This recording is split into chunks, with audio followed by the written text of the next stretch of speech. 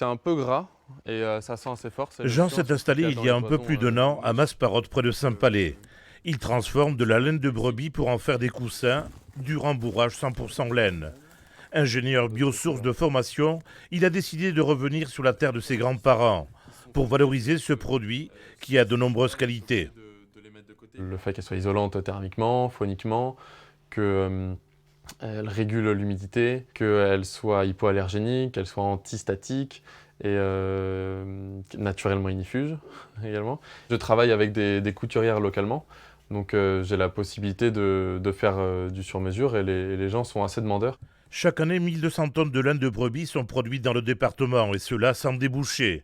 La jeune société Toquilia de Masparotte, qui vient de commercialiser 1,5 tonne de toison, participera au Salon de l'agriculture la semaine prochaine, aux côtés de nombreux producteurs avec l'appui du conseil départemental et de la chambre d'agriculture.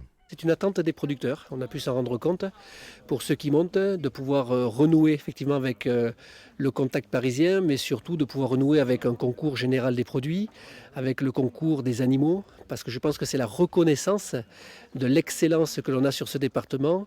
Lors du salon, les dossiers chauds comme la grippe aviaire seront abordés.